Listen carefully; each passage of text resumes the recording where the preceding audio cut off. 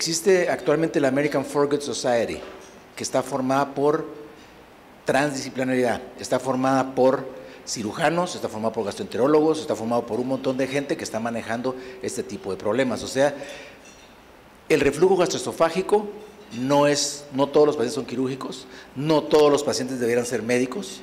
De 100 pacientes, 25 son quirúrgicos y 100 es para que ustedes los manejen. El problema es, ¿por qué no refieren al paciente? Esa es una charla que sería preciosa darla. ¿Por qué no refieren al paciente? Porque lo voy a perder. No, es un manejo transdisciplinario, no inter, trans. Entre todos se maneja el paciente. Mi paciente, eso no existe. El paciente no es de nadie.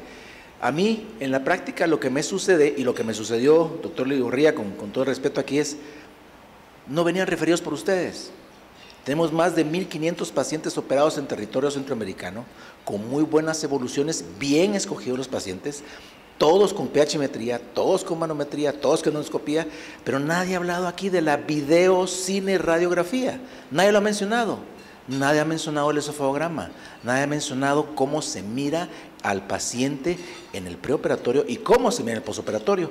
Como todo Arevalo, que tenemos ya una buena cantidad de años haciendo esto, a todos en el posoperatorio le hacemos video, cine, radiografía y lo hacemos personalmente. Nosotros vamos a rayos X y le damos con medio hidrosoluble un trago y observamos cómo está funcionando. Entonces yo creo que este tipo de acercamientos, vamos a hacer el Congreso Latinoamericano de Cirugía, que ya te invité, que va a ser en julio. Vamos a hacer esto mismo, pero lo vamos a hacer un poco más grande, con Latinoamérica, maestro. Lo vamos a hacer porque creemos que esto tiene que ser manejado transdisciplinariamente. Gracias. Sí, exacto. Nosotros, bueno, a mí me gusta mucho platicar justo claro, con el especialista que me refiere al paciente. Justo con el doctor Asensio, con Regina, con Alex, con la persona que me refiere, ¿por qué me está refiriendo al paciente? No justamente porque ya no funciona su medicamento, sino porque tiene una hernia, porque tiene erosión, porque ya no puede comprar su medicamento. O sea, realmente hay diferentes tipos de indicación para esto, y no solamente por eso, sino porque qué es lo que se le va a ofrecer. ¿Qué es lo que se le va a ofrecer al paciente? Que no me duermo. Pues porque no nos quiere estar.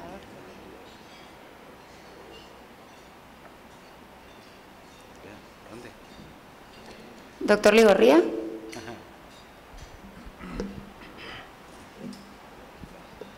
Gracias, ya que el tocayo se animó a hacer la entrada monumental de la tercera edad.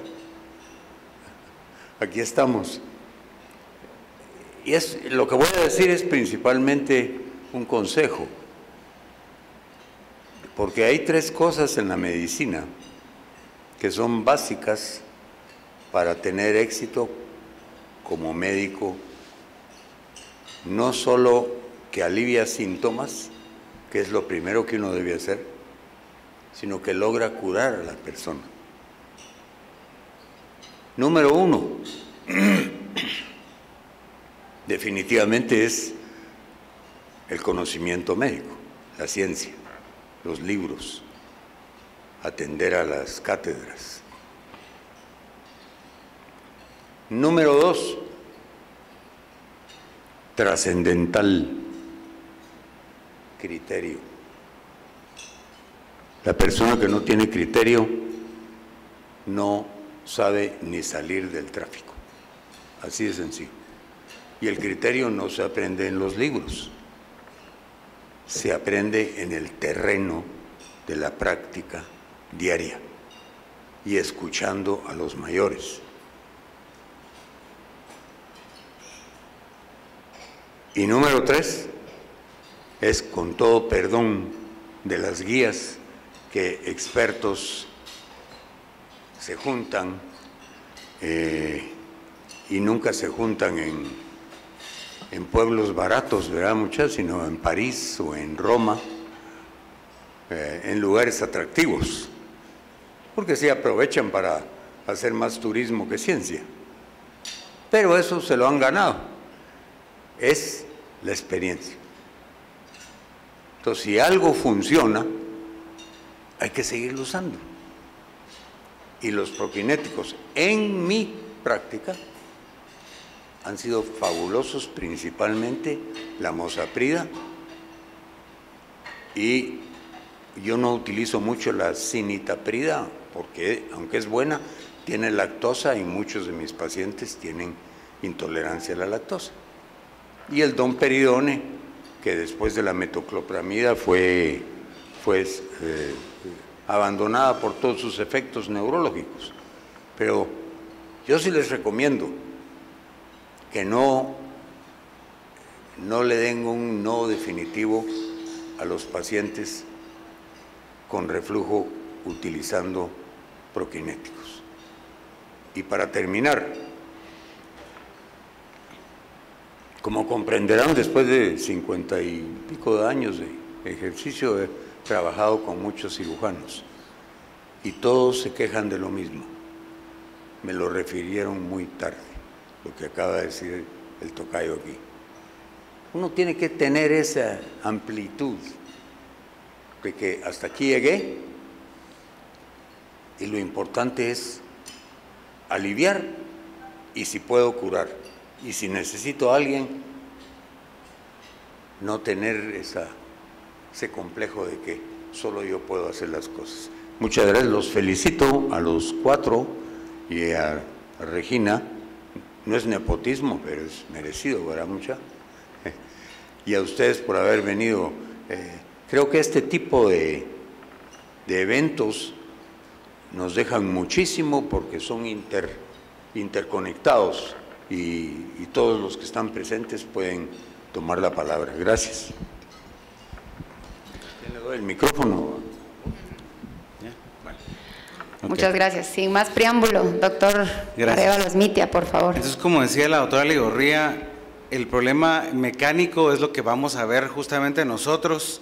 Entonces, no solamente vamos a ver el esfínter esofágico inferior ni el hiato esofágico del diafragma, sino que el éxito de nuestra cirugía vamos a ver el aclaramiento esofágico inadecuado, porque el éxito vamos a ver las alteraciones esofágicas, el vaciamiento, si el paciente tiene un vaciamiento gástrico retardado y si el paciente tiene un esfínter afuncional. Entonces, esto es lo que vamos a ver nosotros, la presencia de una hernia hiatal, ¿sí? Tipo 1, una paraesofágica, una hernia por deslizamiento gigante, o una tipo 4. Vamos a pedirles siempre un esofagograma dinámico para ver la anatomía y lo que estamos tratando nosotros, de lo que tenemos que reducir hacia la cavidad abdominal, y por supuesto la endoscopía, que es lo que ustedes están viendo, el tamaño de la hernia, que es lo que ustedes están viendo, y la anatomía herniada hacia el tórax. No es lo mismo incompetencia del hiato que la hernia hiatal. Entonces, cuando ustedes hiperinsuflan la cavidad abdominal y ustedes pueden ver únicamente incompetencia, no es lo mismo lo que está herniado hacia arriba. Cuando el paciente le dice a ustedes que come por poquitos y que se llena rápido, pero rápidamente se vuelve a tener hambre, esta es la sintomatología de que el paciente tiene una hernia hiatal y que no solamente presenta ese reflujo, ¿verdad? La indicación quirúrgica, esto es tomado de un libro de hace aproximadamente 10 años, son las guías de hace 10 años. Ustedes se dan cuenta, la persistencia de los síntomas o la persistencia de Barrett daban todavía las 8 semanas aquí. Una esofagitis grado C, D o Barrett todavía daban una prueba de IBPs por 8 semanas. Esto ya no puede ser así. Entonces, encontré esto y eso es lo que quiero dejarles hoy. No es para decirles todo paciente tiene que ir a cirugía primero. Realmente no hay un estudio contundente que diga que la cirugía es superior al tratamiento médico inicial. Pero ustedes se dan cuenta quiénes realmente se benefician del tratamiento quirúrgico. Aquí vamos a ver pacientes que sí han sido sometidos a tratamiento quirúrgico. Entonces ustedes se dan cuenta, los pacientes que han tenido síntomas atípicos o típicos, por ejemplo, los que han tenido síntomas atípicos tienen menos buena respuesta al tratamiento quirúrgico, los que tienen este resultado de pHmetría, los que han sido normales tienen menos resultados, el tiempo pH menores resultados, el tratamiento normal, pero aquí donde dice la respuesta a la terapia de supresión de ácido que han tenido con buena respuesta al tratamiento de IVPs, tienen mejor respuesta al tratamiento quirúrgico, ¿sí? Con o sin la presencia de una hernia hiatal. Entonces, independientemente de la indicación por los cuales ustedes nos refieren al paciente, ya sea una complicación como la presencia de Barrett con o sin displasia, independientemente del ratio del upper GI cancer, sabemos que hacer la funduplicatura al paciente con Barrett no cambia su grado de upper GI cancer, pero sí cambia su grado de displasia. La presencia de esofagitis grado COD, la presencia de una hernia hiatal, la resistencia del tratamiento o la falla del tratamiento médico, el compliance del paciente, la persistencia de síntomas, la pHmetría normal, la dependencia del paciente a los medicamentos, la sintomatología atípica o típica, las manifestaciones extraesofágicas, la presencia de reflujo mixto severo y la selección del paciente. El paciente puede decidir si él no quiere estar sujeto al tratamiento médico y puede escoger tener 14 años de tratamiento libre de medicamentos y puede escoger tratamiento quirúrgico. Él puede escoger tratamiento quirúrgico. Pero la edad también es algo que tenemos que considerar. El paciente puede decir, puedo escoger tratamiento quirúrgico y tener 70 años. El paciente también puede tener, a los 70 años, algo tenemos que considerar nosotros como cirujanos y decir, el paciente tal vez no es un candidato para tratamiento quirúrgico. El paciente puede, a los 70 años, tener una mala motilidad esofágica, puede tener gastroparesia diabética y realmente es algo que tenemos que considerarlo junto con ustedes. A lo mejor no es un candidato para tratamiento quirúrgico. ¿Qué pedimos nosotros? Que nos manden ustedes para considerar un tratamiento quirúrgico del paciente, que venga con su endoscopía, que venga con una pHmetría. Les pedimos que venga con esofagograma, ¿verdad?, para ver la anatomía del paciente. Cuando hablaron ustedes de la pHmetría, realmente en las guías de SAGES, que es la Sociedad Americana de Cirujanos Gastroendoscópicos, que es a lo que nos regimos nosotros, en la presencia de síntomas atípicos en reflujos erosivos, realmente nosotros ya no pedimos pHmetrías. No sé qué dice el doctor Berens. Entonces ya realmente ya no la pedimos, pero como decía el doctor, nosotros sí pedimos manometría y justamente es para ver la reserva peristáltica.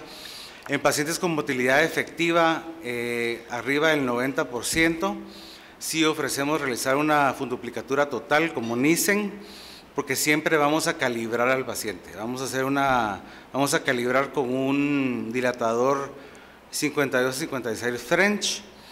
En pacientes con motilidad moderada, entre 70 y 90% de efectividad, podemos hacer una floppy Nissen de 60 French o una Toupet, dependiendo de cómo está el paciente. Y una motilidad inefectiva, vamos a considerar una funduplicatura parcial. En mi consideración personal, una DOR, que es una gastropexia anterior, yo creo que una funduplicatura parcial no tiene una adecuada protección contra el reflujo ácido, entonces yo no lo recomiendo, no lo aprendí así, entonces no lo recomiendo. Brevemente, esto es lo que hacemos nosotros. Quirúrgicamente, esto es una funduplicatura tipo Nissen. Accedemos a través de la pars flácida hacia el pilar derecho. Esta es una sección de los ligamentos frenoesofágicos y acceder los pilares izquierdos y derechos del hiato diafragmático. Esto es un bisturí armónico, que es una forma de energía por fricción no eléctrica, y esto es aquí lo que estamos haciendo es acceder adentro del mediastino posterior, encontrando así una ventana esofágica.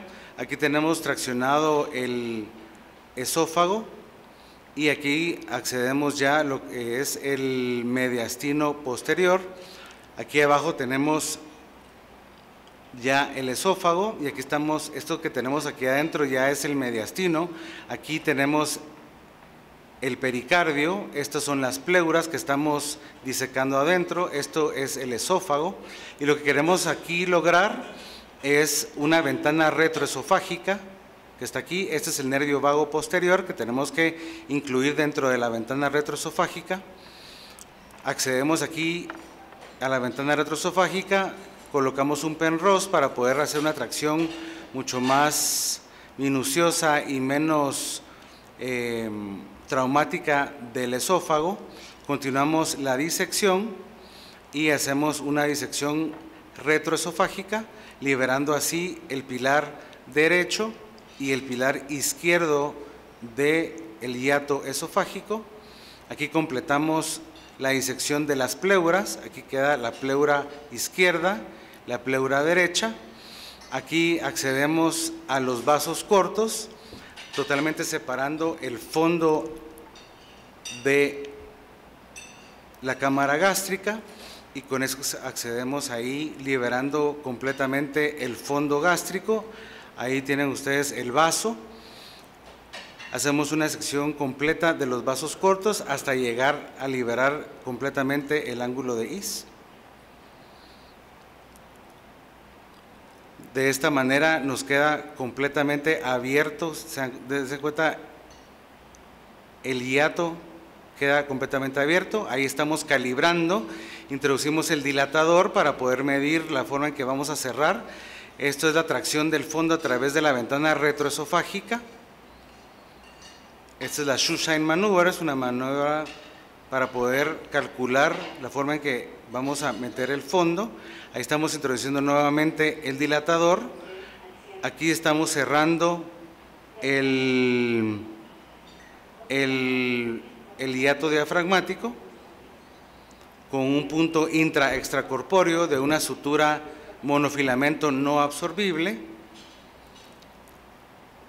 Se realiza la sutura y se baja completamente. Posteriormente se vuelve a traccionar el fondo y se realiza 2 puntos, estómago, esófago, estómago, obviamente calibrada como les había dicho.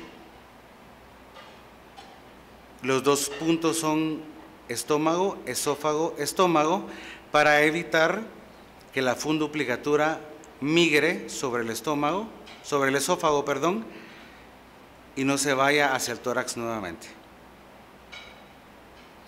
Nosotros también ponemos un punto de McKessel, que es un punto que va de la funduplicatura al pilar para que no migre la funduplicatura Hunter, que va del estómago al estómago para que no se realice un volvulus. Esta es la funduplicatura 360, es la funduplicatura de Nissen. La funduplicatura 270, que es la de Tupé, es el mismo procedimiento, solo que es una funduplicatura parcial. Hacemos lo mismo con un bisturí armónico.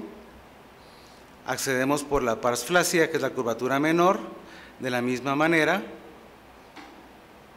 accedemos hacia el pilar derecho, los ligamentos frenoesofágicos, hacia descubrir el pilar derecho. Ahí entramos hacia el mediastino, ahí el frenoesofágico izquierdo hasta el pilar izquierdo, nuevamente dentro del mediastino hasta el borde superior del esófago,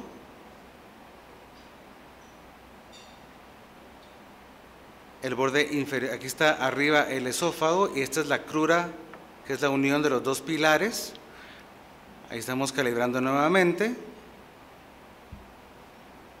Este es el dilatador que estamos metiendo. Nuevamente el acceso de los vasos cortos, liberando totalmente el fondo gástrico,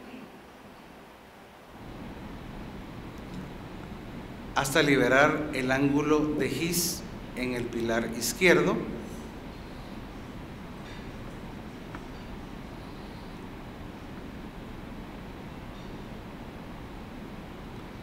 La disección del esófago corto, que es bajarlo, desde liberarlo totalmente del mediastino, de las pleuras y del pericardio, cerrar el hiato diafragmático, siempre calibrado de acuerdo a la función esofágica, siempre calibrado para evitar una disfagia posoperatoria.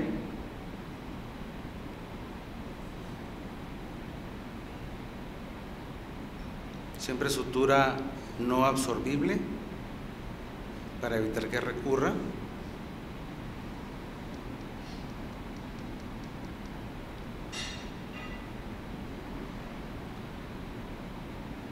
La tracción del fondo, y aquí lo que hacemos de diferente es que suturamos el fondo del estómago hacia la crura diafragmática para que no haya tensión.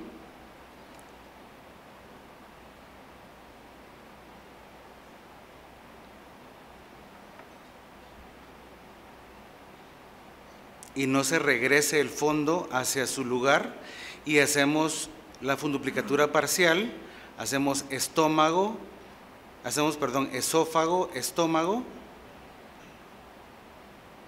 de una manera de 270 grados, dejando la cara anterior del esófago descubierta.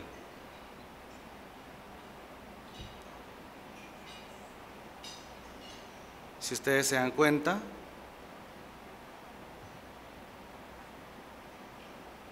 entonces se queda la pared anterior aquí, o sea, los 90 grados que quedan aquí.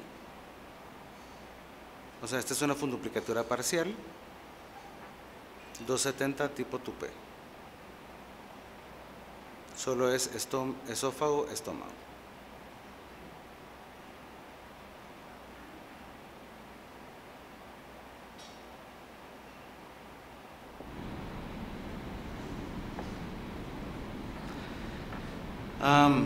Como no hacemos DOR, esta es una miotomía de Heller que rápidamente les voy a ejemplificar. Esta es una miotomía por acalasia.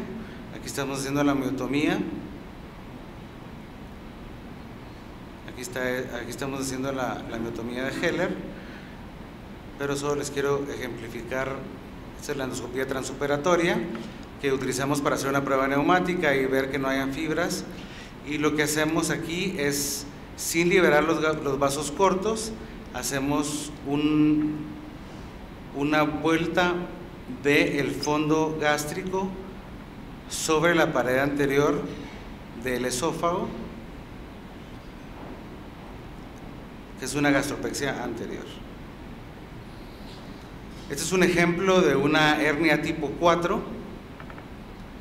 Si ustedes se dan cuenta,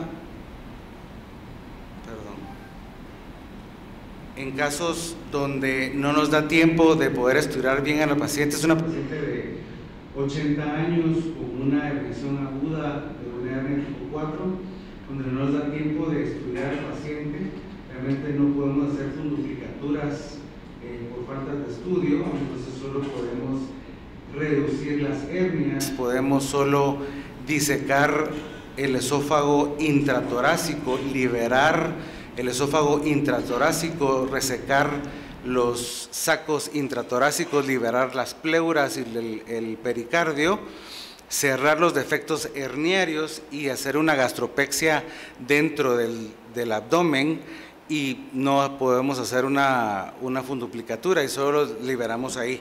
Y para poder hacer las gastropexias o evitar que el paciente migre, el estómago migre de regreso, entonces lo que hacemos es una gastrostomía laparoscópica, y a manera que no regrese el estómago dentro de la cavidad abdominal.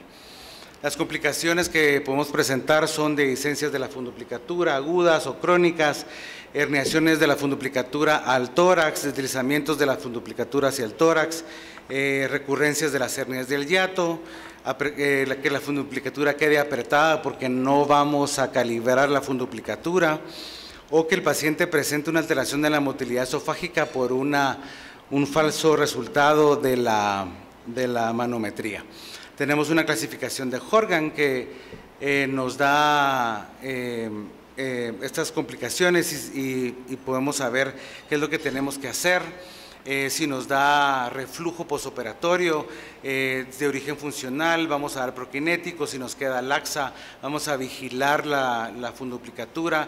Si nos queda apretada, vamos a pedirles ayuda, que nos dilaten la funduplicatura. Si nos migra, si es parcial, lo vigilamos, vamos a persistir con esto. Y si es completa, pues obviamente vamos a hacer cirugías redo, que estamos preparados para esto. Aquí es lo importante, que es lo que quise encontrar para que pues no nos fuéramos a pelear. SAGES, que es la Sociedad Americana de Gastroendoscopic Surgeons, que es lo que nos regimos nosotros. SAGES hizo estas guías, era el manejo de o sea, cómo deberíamos de manejar nosotros la cirugía, o sea, el tratamiento para el reflujo. ¿Debería ser médico? ¿Debería ser quirúrgico? Nos preguntaron si debería ser robótica o debería ser laparoscópica. Se preguntaron si debería ser parcial o debería ser total. Si teníamos que resecar los vasos cortos o no, o si tenía que ser una disección tan alta. Me voy a basar en si tenía que ser médico o debería ser quirúrgico. Lo que encontré fue que SAGES aparentemente se unió con la Sociedad de Endoscopía Gastrointestinal Americana, y entre ellos hicieron toda la revisión. Se inventaron un sistema de evaluación que se llamaba Grade Evidence, y entre ellos revisaron casi 700 reviews y concluyeron que los pacientes adultos con reflujo crónico y reflujo crónico refractario pueden beneficiarse de una funduplicatura quirúrgica sobre el tratamiento médico. Pero ojo, basado en que los 4 parámetros eran mejores que el tratamiento médico. ¿Y cuáles eran? El porcentaje del tiempo en el pH normal, el uso del IVP postintervención quirúrgica, el control de síntomas a largo plazo y la calidad de vida a corto plazo.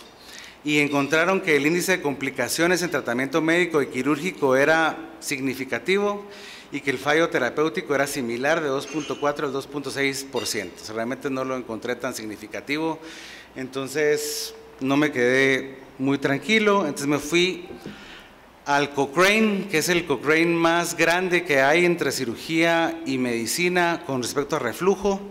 Entonces oiga bien lo que encontré. Dice: el tratamiento quirúrgico de reflujo es más efectivo que el tratamiento médico con respecto a los resultados en tanto el corto y mediano plazo. El dolor y la regurgitación fueron menos frecuentes después de la cirugía. Sin embargo, la proporción de pacientes de cirugía todavía necesitaron medicamentos después de la cirugía. Entonces tampoco es como que la panacea, ¿verdad? Pero considerando que la vida media de una Nissen es 14 años y que tampoco podemos darle por mucho tiempo los IVPs, ¿verdad? Los pacientes que se llevaron a cirugía fueron significativamente más satisfechos de sus síntomas y tuvieron un grado de satisfacción mayores con su tratamiento quirúrgico. Entonces ahí vamos medio. Entonces tampoco me estuve muy satisfecho con eso, entonces me fui al último estudio más grande que se hizo con respecto a tratamiento médico y quirúrgico, que fueron 3.160 pacientes, ¿sí?, en lo largo de 10 años, publicado en el 2024, el año pasado. Entonces oigan lo que dice, pues. 3.160 participantes, ¿verdad? Entonces lo que dice aquí: los autores concluyeron que los pacientes que tuvieron mejores resultados fue en el grupo quirúrgico, fue el resultado de la presencia de 2 factores importantes y necesarios. 1, la presencia de hernia hiatal, y 2, la respuesta al tratamiento al IVP. Por lo tanto, los autores recomiendan que cada caso debe de ser conducido con un asesor de resultados entre el gastroenterólogo y el cirujano digestivo para adquirir un mejor resultado con el paciente. Entonces, si su paciente tiene buena respuesta al tratamiento médico y tiene una hernia, entonces me lo pueden referir porque le va a ir mejor a su paciente. Muchas gracias.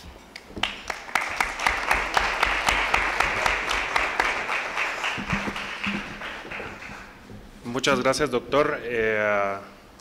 Completamente de acuerdo. La Asociación de Neurogastroamericana y la europea, pues en el último eslabón tienen como opción una terapia quirúrgica para tratamiento para enfermedad por reflujo. También se ha demostrado que la mayoría de estos pacientes después de la intervención quirúrgica vuelven a iniciar con inhibidores de bomba de protones, pero si bien es cierto la enfermedad por reflujo afecta la calidad de vida de nuestro paciente y si se la podemos mejorar en cierto tiempo, pues enhorabuena. Para finalizar la sesión,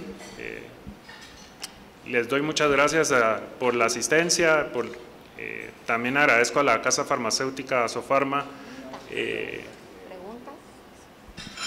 No sé si hay alguna Vamos a pasar al segmento secundario, al segundo segmento de preguntas, porque ya tuvimos uno. El doctor Pedro Méndez, buenas noches. Gracias por estar conectado con nosotros para responder su pregunta. El vonoprazán va a entrar a Guatemala, parece que una alrededor de mayo y la otra parece que alrededor de septiembre-octubre. Lo que sí tenemos en Guatemala, doctor, es el tegoprazán, que sí ya entró a Guatemala hace más o menos unas 2 a 3 semanas. Hola Pedro, si me miras, no sé si sigues conectado. Feliz cumpleaños, por cierto, que fue ayer. Feliz cumpleaños al doctor Pedro Vinicio Méndez. Y el tegoprazán ya entró a Guatemala en dosis de 50 y 100 miligramos. El doctor Menéndez algo mencionó, y el doctor Illescas también, acerca del uso de los PCABs y qué hacer en el paciente que tiene refractariedad de IVP, qué dicen los estudios. Yo sé que los estudios de Helicobacter pylori, por ejemplo, son muy positivos en erradicación en PCABs versus IVPs, pero en reflujo creo que todavía hay una evidencia ahí un poco intermedia. Entonces, el doctor Pedro Méndez preguntaba acerca de los PCABs. Ya le comenté pues que el vonoprazán todavía no ha entrado, el tegoprazán ya está en el mercado, y no sé si los expertos tienen algún comentario específicamente en reflujo y en reflujo refractario, de si realmente ya tenemos evidencia, por lo menos en lo que es curación de la mucosa. Yo sé que el doctor Remestroche tiene un estudio pendiente de publicar de sus resultados de lo que es curación de la mucosa, porque él publicó uno de alivio de síntomas en reflujo no erosivo, y ahí sí hubo una respuesta, por lo que ustedes hablaron de la vida media y la capacidad de reunirse a sitios de acción durante las 24 horas. Pero la pregunta del doctor Méndez es específicamente en reflujo refractario, y yo adicionaría en cuanto a curación de la mucosa, si realmente ya tenemos alguna evidencia de que haya una superioridad de PCABs versus IVPs. Esa es la primera pregunta. En cuanto a reflujo refractario, al menos que yo conozca, no hay información todavía, precisamente por la complejidad de la definición de reflujo refractario, porque pueden ser que el paciente presente síntomas de reflujo, pero en realidad no tener reflujo. Entonces ahí es donde debemos de partir, y eso abre la puerta para que nosotros mismos aquí en Guatemala pensemos en hacer este tipo de estudios clínicos que son muy importantes y nos van a dar información local, ¿verdad? Que es la gran ausente siempre en los estudios. Definitivamente lo que se habla, de hecho hay un posicionamiento de uso de PCABs que está en la revista mexicana de gastroenterología, donde hablan de que el paciente que usa los PICAPs puede estar en 4 semanas a obtener una curación de la mucosa, no solo de síntomas, que es la que usted mencionaba, sino que también curación de la mucosa. Entonces, pues yo creo que esa parte está en veremos, pero probablemente tenga excelentes resultados para el reflujo refractario. Al doctor Porón, muchas gracias por sus comentarios positivos. Se le extraña presencialmente por la asociación. Buenas noches, que esté muy bien. Gracias por las felicitaciones a los colegas. ¿O ya vino? ¿Carlos? No, Porón, dije. Él es Carlos Asensio. A Carlos lo estoy felicitando porque les mandó muchas felicitaciones a la mesa de expertos.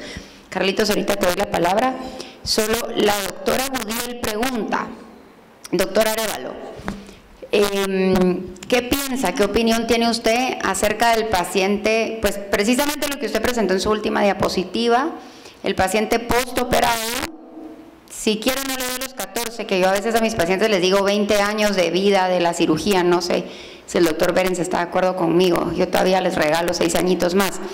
Y si la cuida, bueno, toda la vida, ya le di a hacer la mano así. Pero la doctora Budiel pregunta, menos, 5 años, qué sé yo, 3 años, 5 años, 7 años, ¿qué hacemos con el paciente que ella puso específicamente en su pregunta, con un adecuado diagnóstico de enfermedad por reflujo y que posquirúrgicamente recidivan los síntomas? Cualquiera de los dos, si quiere hacer comentarios, gracias. Hay que estudiarlo bien, ¿verdad? O sea, está bien estudiada, uno puede estar migrada, uno puede estar floja, tiene una pHmetría con reflujo bien estudiado, redo. O sea, tiene muy buen, o sea, el redo no tiene tan buen resultado, pero redo, sí, reoperar. Rehacerlo, redo. El 89% de los pacientes tienen en la primera cirugía un éxito de 89%.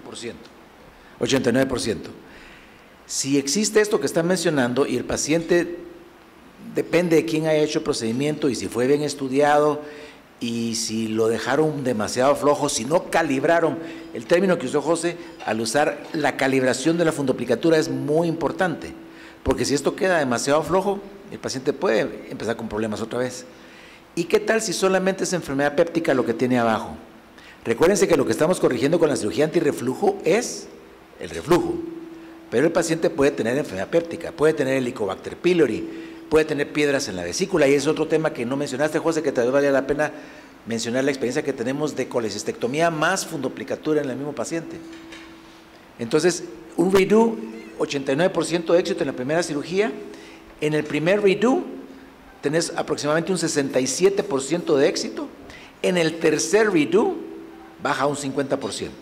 Y hasta el cuarto redo, 25%. Hay pacientes, nosotros no hemos tenido esa experiencia aquí en Guatemala, hemos llegado hasta un segundo redo porque nos cercioramos que el paciente quede muy bien. El doctor Arévalo mencionó el uso de la gastrostomía para dejar anclado el estómago ahí para que no migre, porque generalmente la complicación que va a tener el paciente es que migre, que se rompa la sutura de la hernia tal. Pero sí, la respuesta es redo, doctora, si me está viendo, es redo, rehacerlo. Yo sé que para ustedes el concepto como médicos, como internistas es, no, falló la cirugía, que se quede tomando medicamento. No.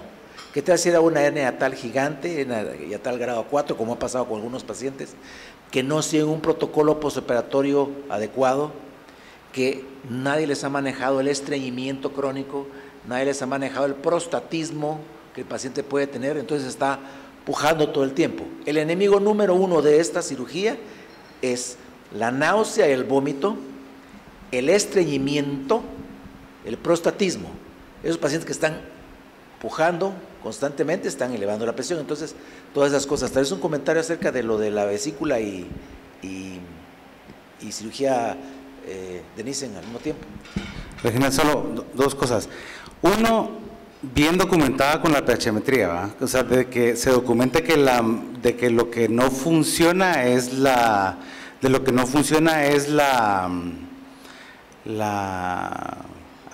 cirugía antirreflujo. Uno, hay que explicar bien al paciente que uno no está convirtiendo al paciente en un super paciente. O sea, el paciente puede tener enfermedad péptica posteriormente, entonces puede padecer de gastritis. Y la otra cosa es que sí hay cirujanos que hacen estas cirugías, pero no calibran al paciente. Entonces el paciente puede padecer después de estenosis, entonces puede padecer de reflujo esófago-esofágico. Entonces el paciente cree que tiene reflujo después, pero no es esófago, no es un reflujo gastroesofágico, es un reflujo esófago-esofágico. Entonces hay que comentarlo bien de que lo que no funciona es la cirugía antirreflujo. Entonces en ese caso la pHmetría sí nos ayuda. Y lo último, antes de echarle la culpa al cirujano, como dice el doctor, no sirvió la cirugía, es hacer la pH para descartar un trastorno del eje cerebro-intestino. El paciente puede tener, por ejemplo, que sí está bien descrito, se hizo el RAP o la cirugía antirreflujo bien hecha, tiene una exposición de ácido de 1%, vamos a decir, y el paciente dice, yo tengo regurgitación, tengo pirosis, tengo dolor torácico, puede ser dolor torácico no cardíaco, puede ser hipersensibilidad al reflujo, y entonces ahí que no es culpa del cirujano, que esté bien estudiado, como dice el doctor.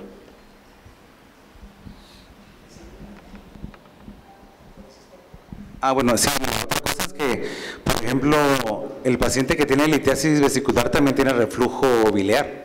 Entonces puede hacer un reflujo mixto que no estamos estudiando bien, o también te puede tener colitiasis sintomática que no estamos viendo bien. El paciente que también tiene reflujo, siempre le hacemos nosotros un estudio ultrasonográfico para ver que no tenga litiasis vesicular sintomática, y si la tiene concomitante siempre le hacemos colecistectomía en el mismo tiempo quirúrgico. ¿Qué tal? Buenas noches, tengan cada uno de ustedes. Excelentes ponencias de cada uno y la dinámica de manejar este tema de forma multidisciplinaria. Tengo una pregunta a discusión, más que todo sobre un caso personal que tengo, quizá para Diego y el doctor Arévalo.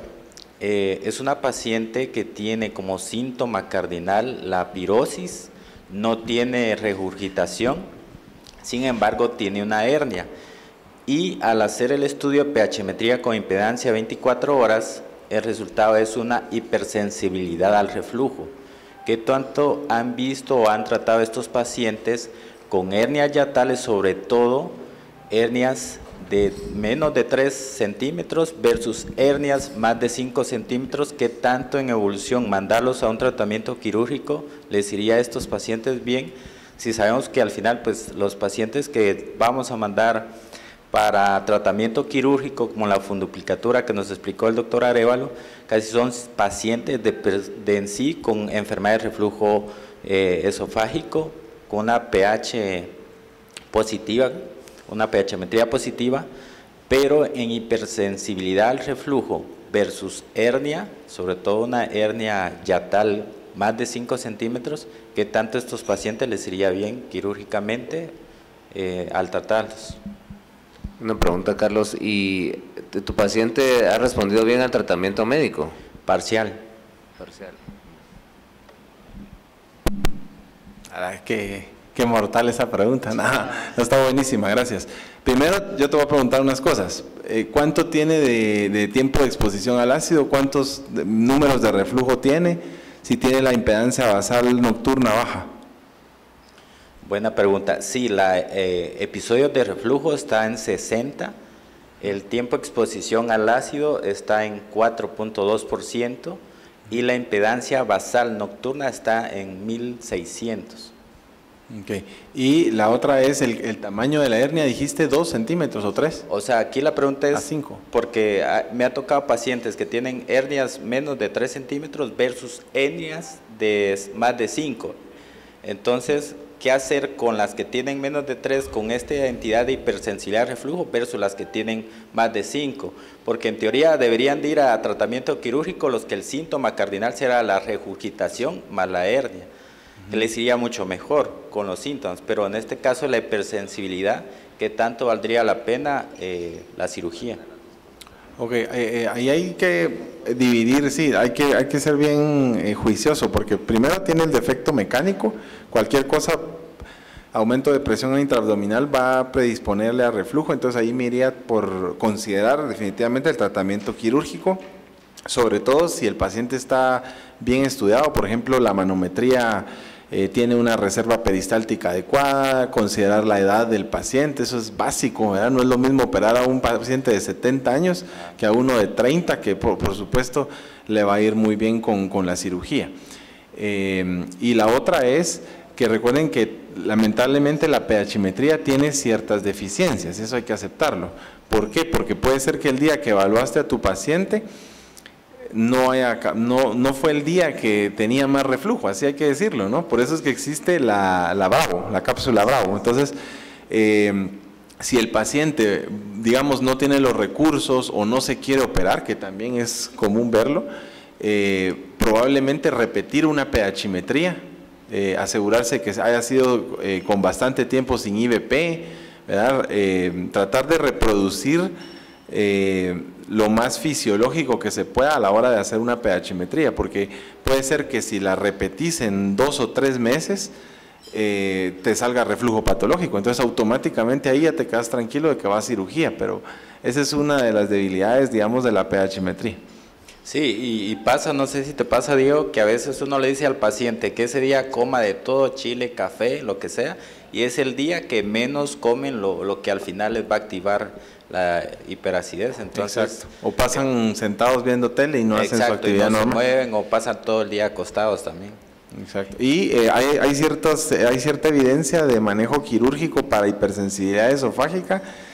Es algo controversial, exacto, pero lo más importante en esos casos es a quien se anime, que la manometría sea normal, de verdad que no tenga motilidad inefectiva y que tenga una reserva peristáltica adecuada. Yo creo que tendría que ver si no es un reflujo mixto, hay que ver si no es también biliar, habría que ver vesícula también, a ver si no hay un reflujo no biliar, que sería importante uno. En mi experiencia, no sé, el doctor Berens, tal vez me gustaría saber la opinión, pero en mi experiencia, si la hernia no es corregida quirúrgicamente, la paciente no va a mejorar. Más si la presión intraabdominal sigue aumentando, la hernia va a crecer de tamaño y va a empeorar. Entonces yo creo que sí es como para tratamiento, por lo menos darle una prueba, si es considerada para tratamiento quirúrgico, pienso yo. Ok, muchas gracias. Excelente. Doctor San José. Muchas gracias, Regina. San José, tilde en la E. Este es para José. Mira, fíjate que felicitaciones por la exposición a todos. Siempre aprendemos todos de todos los días que tenemos la oportunidad de compartir conocimiento. Gracias. Vi tu exposición en relación al Barrett y a quién hay que hacerle cirugía que tiene Barrett, a quién no hay que hacerle cirugía que tiene Barrett, y si no hace la diferencia en que le vaya a ahorrar o no darle cáncer, ¿por qué hacerlo y por qué no hacerla? Yo creo que hay que hacerle cirugía a todos los que tienen Barrett. Cirugía. Hay que hacerle funduplicator a todos. Ahora estamos haciendo una ablación previa con argón a todos los que tienen Barrett, previo a hacer una funduplicatura. No sé qué piensan ustedes, que estamos haciendo todos, ¿verdad? Miren, lo último que yo leí de Barrett, por ejemplo, no hay diferencia cuando uno hace una funduplicatura en un Barrett, no les cambia realmente la incidencia de un CA, y por eso es que no les quitamos nunca el IVP. Pero cuando un Barrett, digamos, se les operaba, no les daba displasia, o sea, no sé cómo explicar eso, pero, o sea, sí, ¿verdad? O sea, el hecho de que usted los operaba es porque ya no, la incidencia de displasia disminuía, pero el del upper GI no, ¿me explico? Entonces, por eso es que se quema ahora antes. O sea, entonces ahora usted les encuentra Barrett, los mandamos a una ablación previa para quitarles el Barrett y después los operamos de una vez. Lo que pasa es que por definición el Barrett es una complicación crónica de reflujo y es una de las indicaciones de utilizar inhibidores de bomba de por vida, ¿verdad? Entonces creo, tenemos una lesión objetiva de que hay enfermedad por reflujo y una de las indicaciones de uso crónico. Entonces yo creo que si tomamos en cuenta esas dos indicaciones, sí estaría una cirugía indicada en este caso, ¿verdad?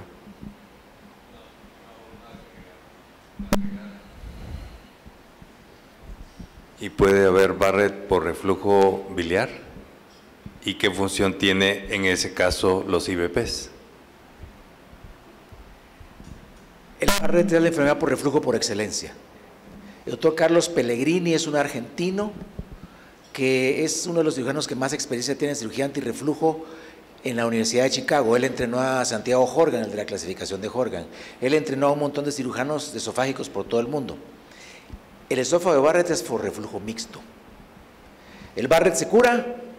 Yo pienso que no se cura. Yo pienso que siempre va a estar latente. Lo quemamos, le quitamos la mucosa. Esta nena ha hecho maravillas quitando mucosas y todo, pero eso está ahí. Y por eso es que cada cuánto tenés que estarle haciendo endoscopías a los pacientes para revisar si no regresó otra vez el Barrett. Ahora, si ya hay displasia, entonces ahí tenemos que hablar de otra cosa. Si tenés displasia grado 1 con esófago de Barrett, le puedes ofrecer cirugía antirreflujo. Si tenés displasia grado 2 o grado 3, mejor le hacemos una esofagectomía, que hemos tenido que hacerlas con el doctor Arévalo. Es una cirugía preciosa, hacemos ascensos gástricos, ¡hala, qué bonita la cirugía! Pero no es nada agradable porque generalmente es en gente joven. Y otra cosa que es importante, el inhibidor de bomba de protones en Barrett, si es un reflujo mixto, ¿será que se va a quitar el problema mixto? No, no se lo quita, porque es álcali. Entonces eso, lo que tenés que averiguar es por qué tiene problema alcalino. Si tiene piedras en la vesícula o si hay alguna situación que ustedes se meten a averiguar ahí en el, como dijiste, antroduodenal. Y solo para aclarar, de toda Latinoamérica, en Argentina sí hay manometría antroduodenal. Ok, vamos a ir a pasear ahí. Solo quiero decir algo, Barrett depende el tamaño hay que tomar en consideración, y un Barrett sin displasia, ahora yo me voy a poner de preguntón, un Barrett sin displasia en alguien mayor, vamos a decir 60 años, ¿cada cuánto le hacemos? Cada 5 años. ¿Vale la pena exponer al paciente que no sabemos cómo está la motilidad esofágica a una cirugía antirreflujo si le vamos a hacer un control cada 5 años de endoscopía? No sé. Pues ahí me voy a meter a opinar. Hay que contextualizar a cada paciente. Me voy a meter a opinar, pero yo no estoy en la mesa. No sé qué piensan los demás gastroenterólogos, pero en realidad hay estudios, tal vez no en los journals quirúrgicos, doctor Berens, pero sí en los journals gastroenterológicos, que hay Barrett sin reflujo.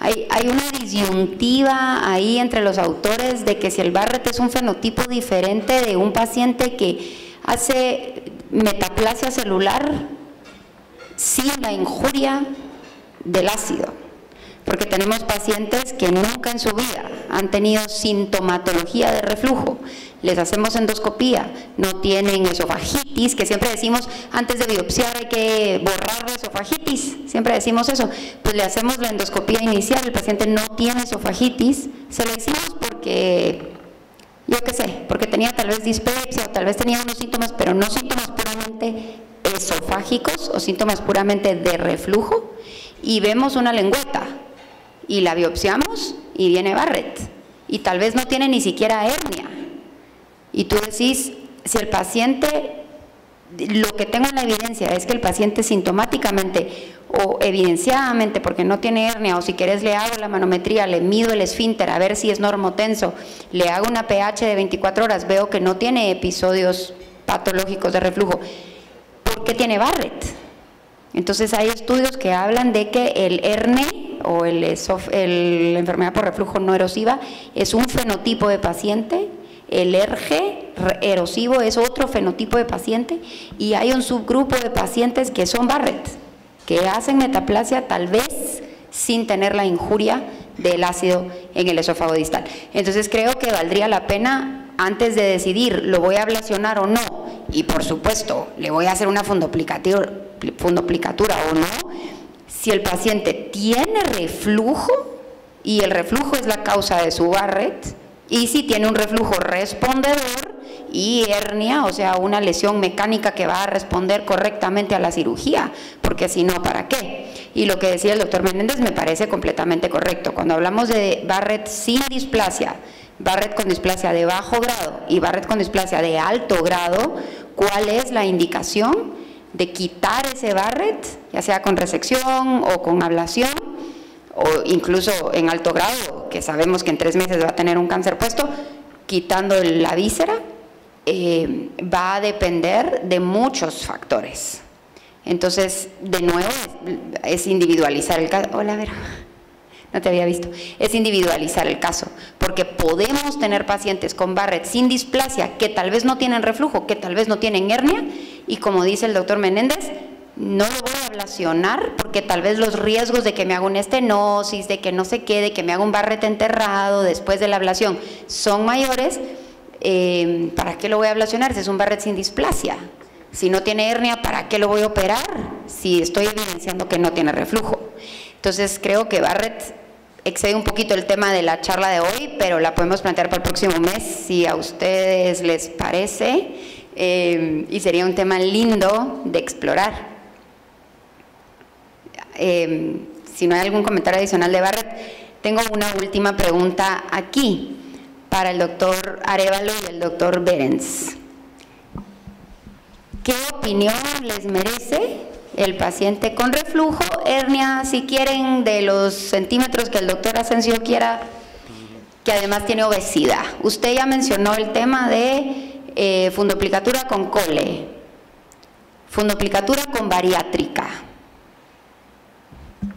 ¿Son bypass, decimos? Pues bypass, porque no sé si bypass o manga, no sé, porque sin manga, si te volas el fondo, no le puedes hacer la fundoplicatura, pero hemos tenido casos. De hecho, tenemos el paciente, ¿verdad?, que tuvimos la complicación la otra vez que yo te llamé para presentarlo, no lo hemos podido resolver. Yo tengo esta duda. El paciente es muy gordito, él quiere perder peso, hemos tenido dificultad con las medidas higiénico-dietéticas y lo demás. Por suerte, porque tampoco es tema de la charla de hoy, no ha caído en el vicio de las drogas que están de moda hoy en día, pero él está buscando una solución a su obesidad y por supuesto que tiene reflujo y tiene hernia.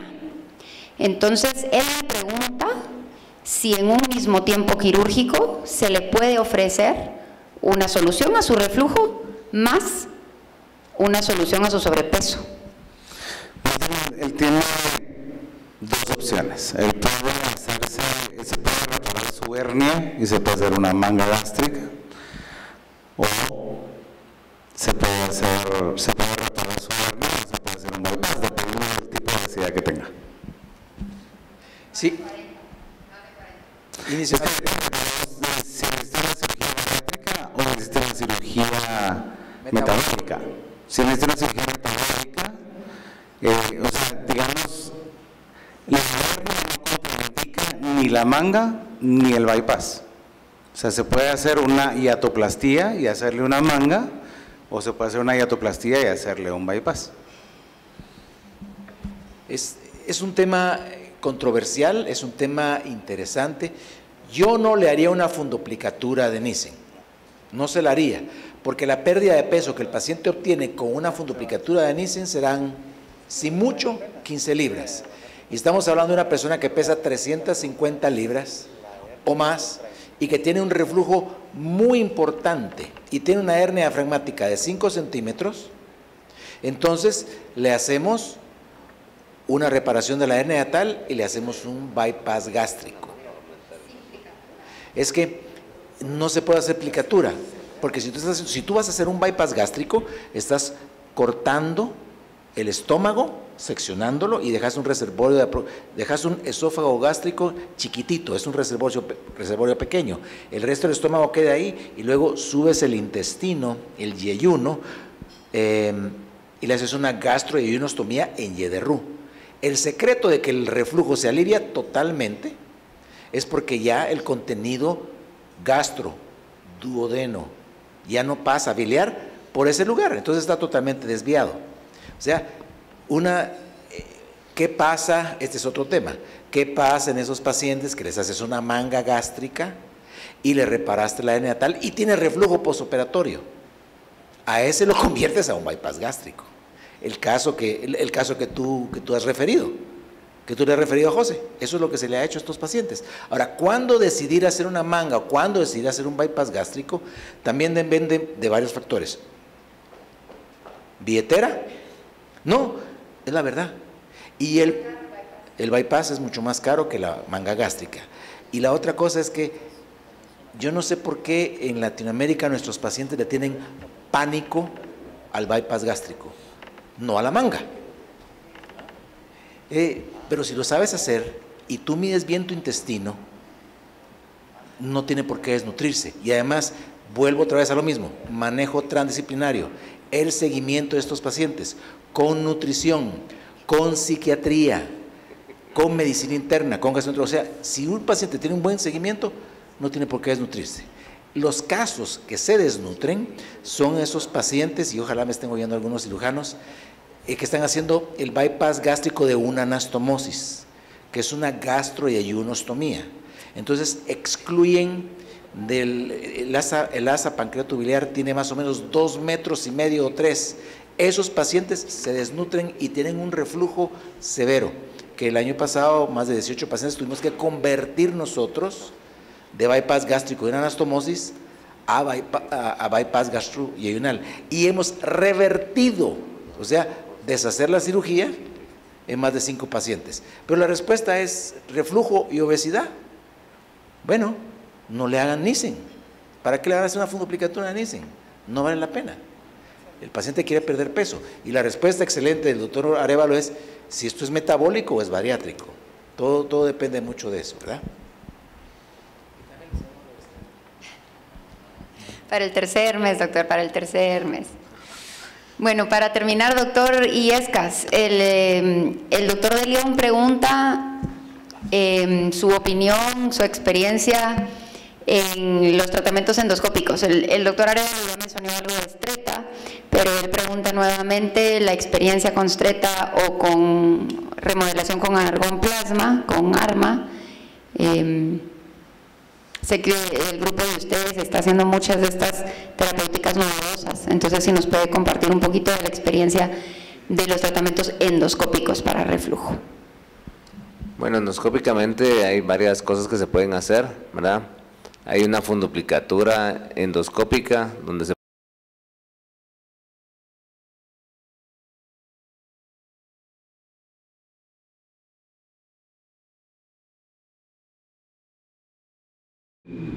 la configuración, ¿verdad? Entonces se hace la fundoplicatura endoscópica. Hay otra variante que es hacerlo intraabdominal endoscópica también, eso lo hacen los japoneses. Y el arma que está hablando el doctor de León es ablacionar con argón plasma parte del cardias para que eso genere una cicatrización y eso aumente el tono, ¿verdad? O del hiato, ¿verdad? Entonces esas son las que yo recuerdo por el momento, ¿verdad? Los imanes, eso es más quirúrgico, ¿verdad? Pero eso no lo hacemos acá. No sé si vos sabes de alguna otra.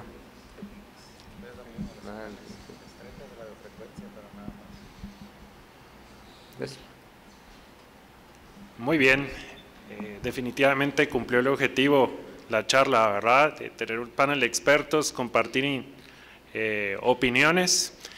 Quiero agradecer a Sofarma por el patrocinio a la charla, profundamente agradecidos. Gracias también por la libertad de exponer el tema. Y si nos pudiera hacer favor, Claudia, Sharon, Estuardo, de pasar adelante, les queremos dar un agradecimiento muy especial por acompañarnos esta noche en nuestra primera actividad científica, que creo que fue todo un éxito. Le quiero agradecer a todos los que están conectados, a todos los que están presentes y por supuesto a nuestro panel de expertos y a nuestro excelente moderador. Pero todo esto no hubiera sido posible sin nuestros partners estratégicos Quiero invitar por favor a los representantes de Asofarma a acompañarme aquí.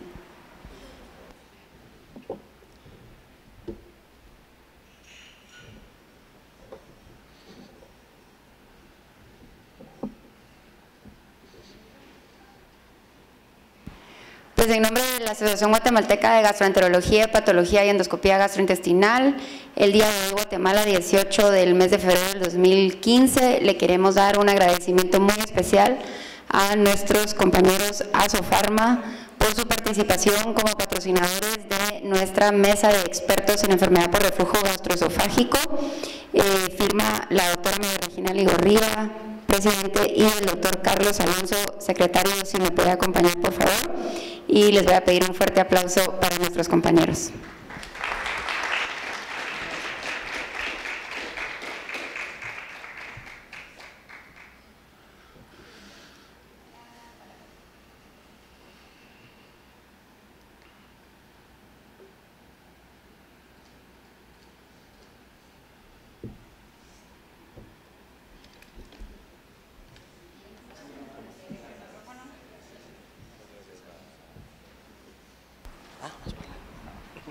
Bueno, buenas noches. Gracias, doctora Ligorría, por este espacio.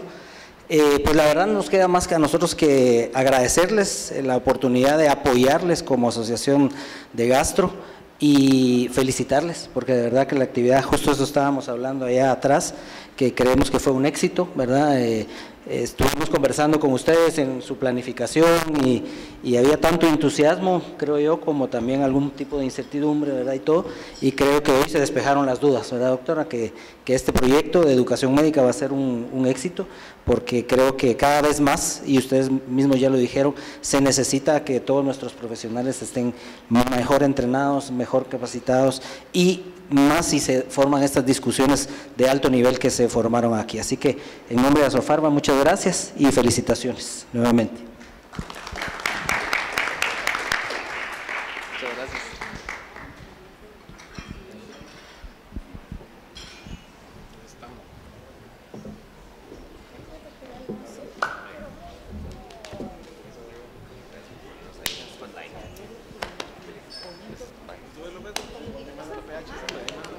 Hay que organizar más cosas. Ya no lo dijo. Omar. Ya no lo dijo. Ok.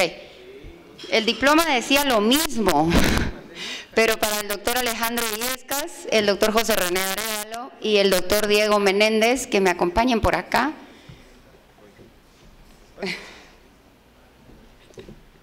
Omar se saltó ese paso. Muchas gracias a nuestros expertos, por favor, por favor. Omar.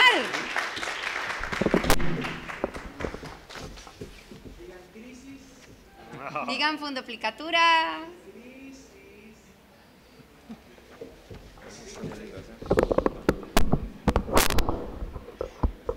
Bueno, sin más, de nuevo, muchas gracias a todos los presentes. Espero esta actividad haya sido de su beneficio.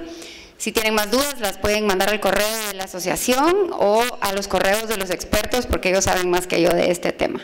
Feliz noche a todos, buen provecho a los que pudieron cenar y a los que cenaron en casita. Nos vemos en 4 semanas. Muchas gracias, feliz noche.